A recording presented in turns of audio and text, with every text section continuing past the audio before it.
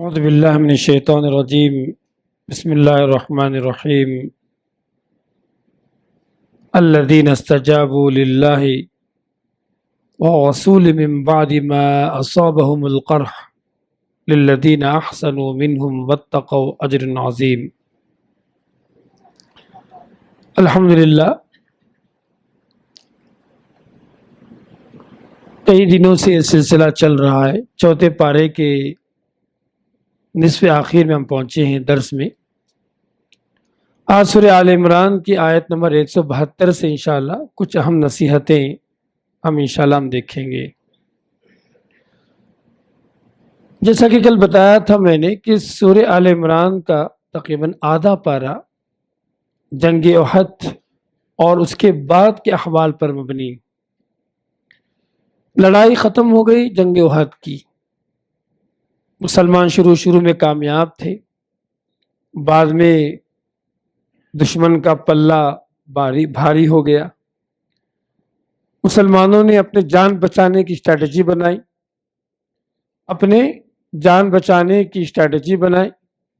اور اس کے بعد سب لوگ جو ہے پہاڑوں پر اوپر چڑھنے لگے تاکہ اپنی جان کی حفاظت۔ ان کے تیر ہم کو نہ لگے، وہ لوگ نیچے تھے۔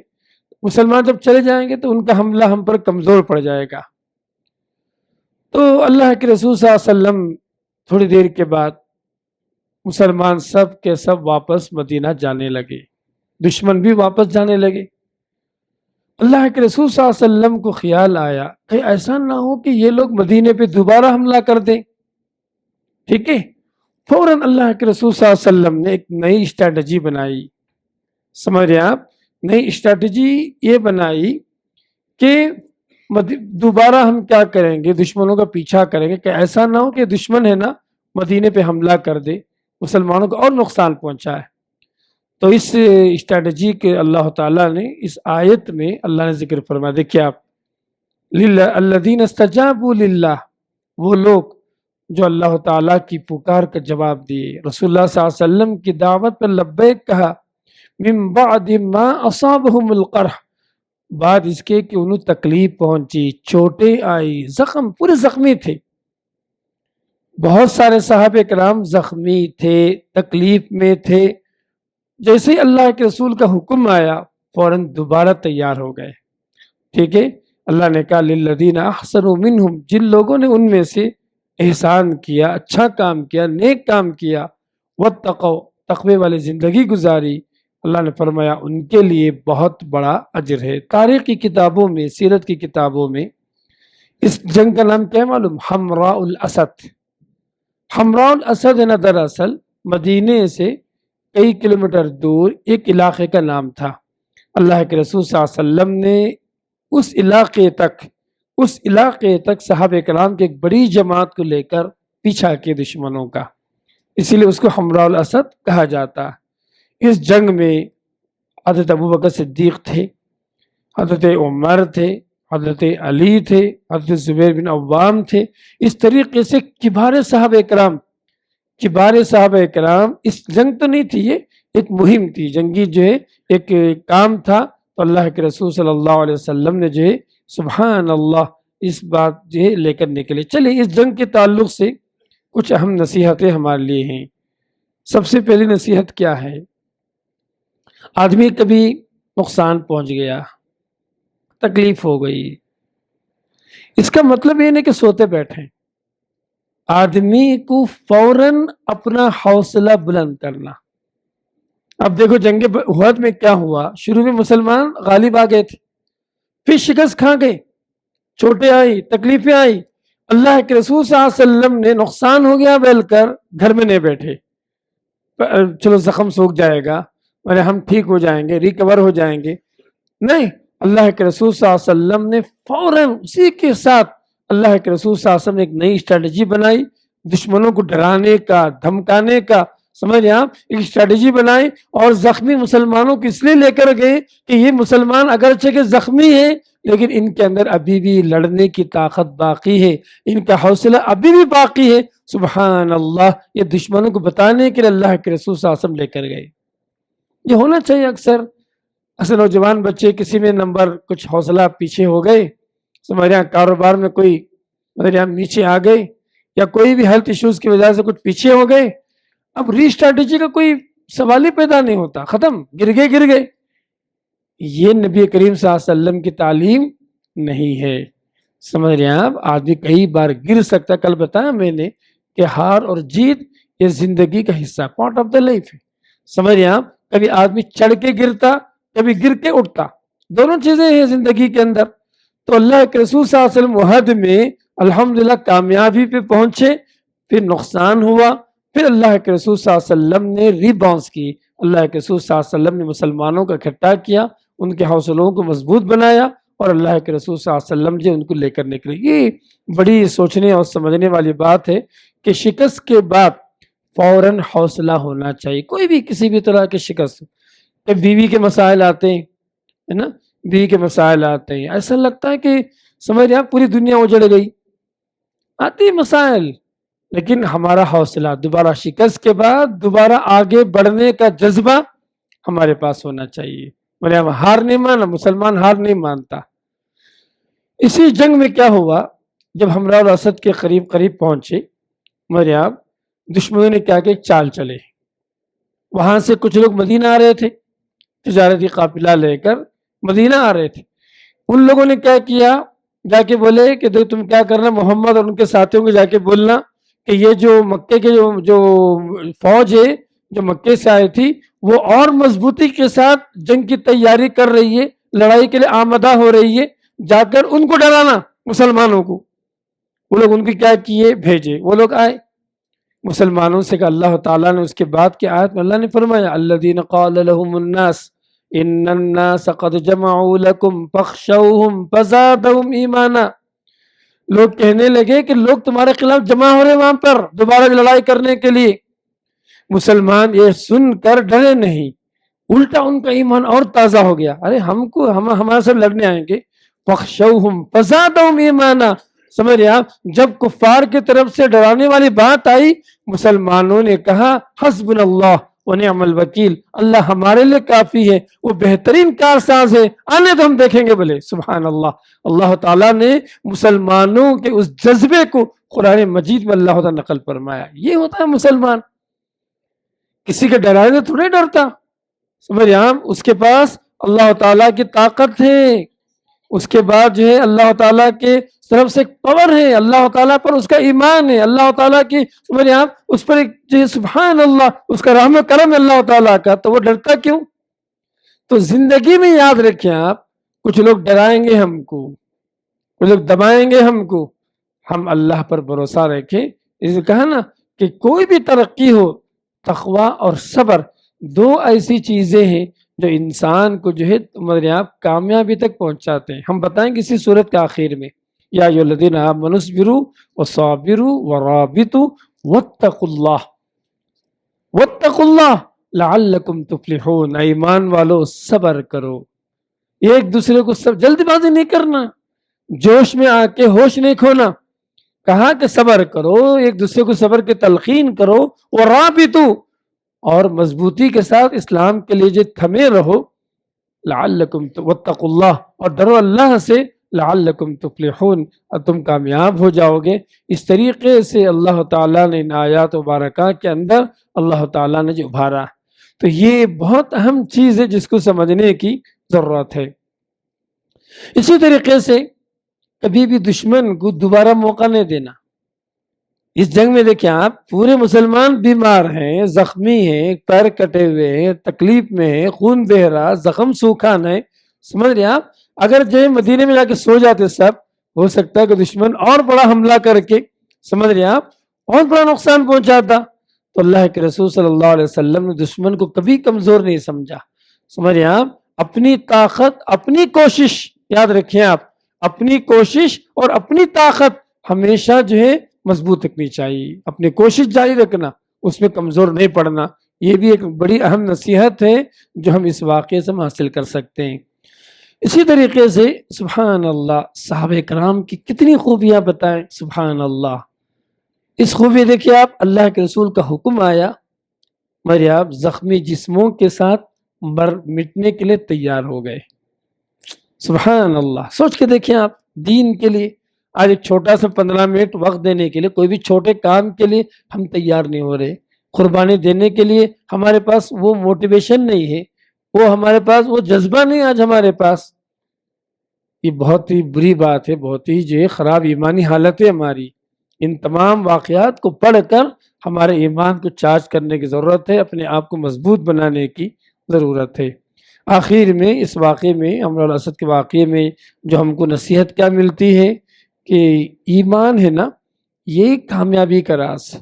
ہم اللہ پر بھروسہ رکھیں گے، اللہ کی اطاعت کریں گے، اللہ کی باتوں پر یقین رکھیں گے، یقین رکھیں گے کامیابی ملے گی. یہ ایمان بڑا کمزور ہو گیا، جس کی وجہ سے ہم کیا ہے بہت پیچھے ہو گئے.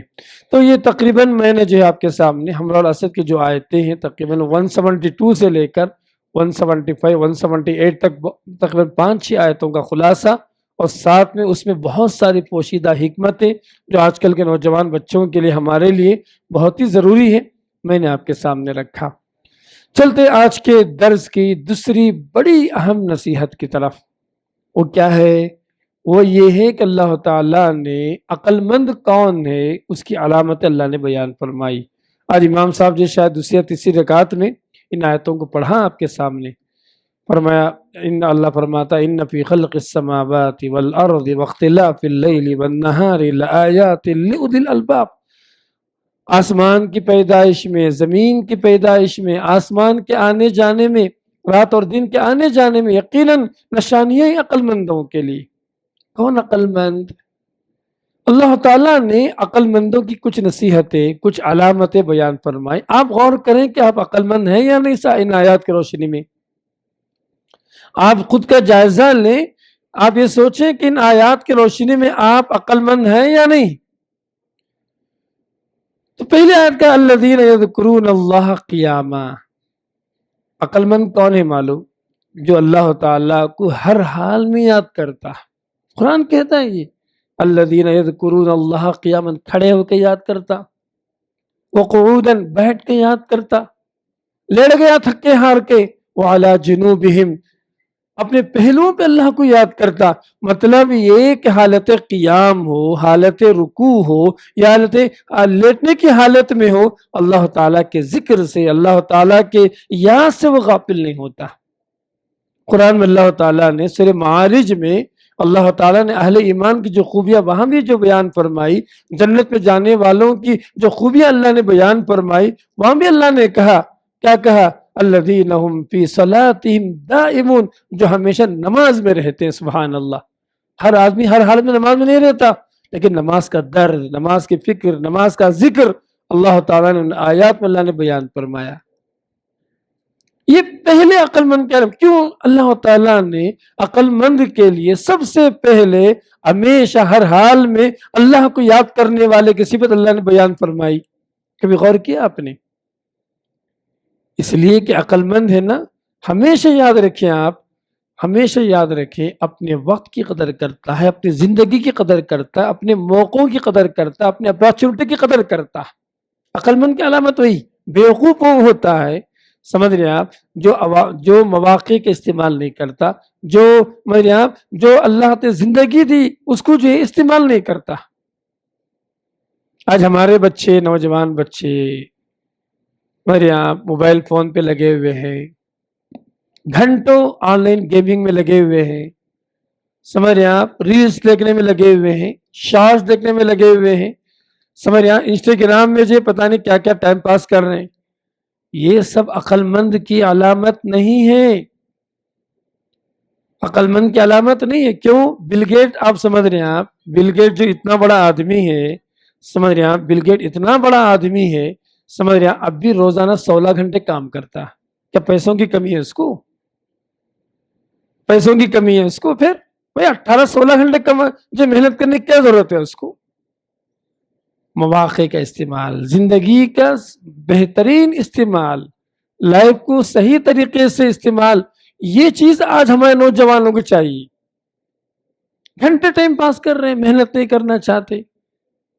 الذین یذکرون اللہ قیاما، کھڑے ہو کر نماز، وقعودا بیٹھ کر ذکر، دعائیں، استغفار، توبہ، تلاوت، درس، یہ سب جو ہے قعود میں آتا ہے. وعلی جنوبہم جب لیٹ جائیں تب بھی ذکر سے خالی نہیں ہوتا. یہ پہلی علامت اللہ تعالیٰ نے جو بیان فرمایا عقل مندوں کی. اور دوسری علامت اللہ نے فرمایا وَيَتَفَكَّرُونَ فِي خَلْقِ السَّمَاوَاتِ وَالْأَرْضِ آسمان و زمین پہ غور کرتے ہیں اللہ تعالیٰ کی تخلیق پر, اللہ تعالیٰ کی کائنات پر.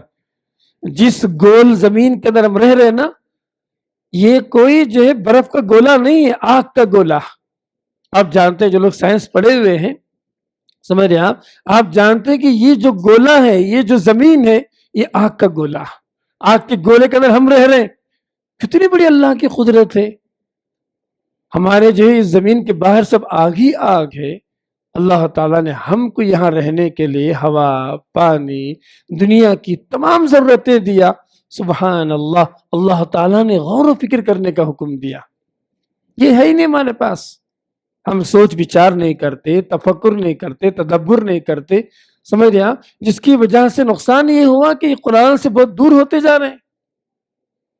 وَيَتَفَكَّرُونَ فِي خَلْقِ السَّمَاوَاتِ وَالْأَرْضِ آسمان کو دیکھا آپ نے, یہ چھت, یہ مسجد دیکھیں آپ, تقریباً جو ہے 2 4 6 8 تقریباً 12-16 پلروں پر یہ چھت کھڑی ہوئی. آپ جہاں بیٹھے ہوئے مسجد میں, اس جہاں پر یہ آسمان کو دیکھا آپ نے, اس میں کوئی چھت نہیں, اس میں جو کوئی پلر نہیں, اس کے اندر اس میں کوئی دراڑ نہیں, اس کے اندر اس کی کاریگری میں کوئی مینٹیننس نہیں. آج تک سورج ہزاروں سال سے نکلتا آ رہا, ہزاروں سال سے جو چاند نکلتا آ رہا, اس کے لیے کوئی مینٹیننس نہیں ہے.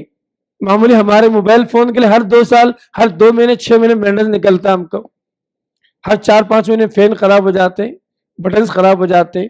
سمجھ رہے ہیں آپ, بائک چلانے والے جانتے ہیں آپ کتنے مینٹیننس ہے. یہ کائنات اتنی بڑی جو نظام شمسی چل رہی ہے, کائنات چل رہی ہے, اس کو کوئی مینٹیننس نہیں ہے. کون چلا رہا ہے سب؟ جب غور کریں گے نا, آپ کے بڑے رب العالمین کا تصور آپ کے پاس آئے گا, ایک بڑے پروردگار کا تصور آپ کے پاس آئے گا. جب آپ رب کے بارے میں سوچیں گے, اتنا عظیم کائنات کا مالک, اس سے کوئی چیز باقی مخفی نہیں ہو سکتی, اس سے کوئی بھی چیز چھوٹ نہیں سکتی. دل میں ایک درد پیدا ہوگا, ایک ڈر پیدا ہوگا, ربنا ما خلقت ھذا باطلا, اے رب, اے ہے ہمارے پروردگار, تو نے اس کو بیکار نہیں پیدا کیا, نہ اس سورج کو, نہ اس چاند کو, نہ اس کائنات کو, نہ کچھ. جب بیکار پیدا نہیں کیا تو میں بھی بیکار نہیں ہوں, میری پیدائش بھی کوئی بیکار نہیں. میں گنہگار ہوں, خطا کار. ربنا ما خلقت ھذا باطلا سبحانک, اللہ تو غلطیوں سے پاک ہے, تو عیب سے پاک ہے. وقنا عذاب النار, اے اللہ تو مجھے جہنم کی آگ سے بچا لے. یہی آسمان و زمین پر غور و فکر کرنے کے بعد مومن اس نتیجے پہ پہنچے گا, جہنم سے بچنے کی ایک ہی ذریعہ ایمان عمل صالح کے ساتھ ساتھ اللہ تعالیٰ کا فضل, اللہ تعالیٰ کی رحمت. دعا کرے گا وقنا عذاب النار. تو یہ جو آیتیں ہیں نا, یہ صرف ایسے ہی سننے کے لیے نہیں ہے, بیٹھ کے غور و فکر کریں گے, آپ تدبر کریں گے, ان آیتوں میں اپنے آپ کو جو غوطہ کریں گے, تو وہاں سے بہت بڑی چیز نکل کر آئے گی انشاءاللہ. اور کچھ باتیں ہیں انشاءاللہ کل کے درس میں ہم دیکھتے ہیں. جی جزاکم اللہ خیر. سبحانک اللہ بحمدک, اشہد ان لا الہ الا انت استغفرک و اتوب الیک. السلام علیکم ورحمۃ اللہ وبرکاتہ.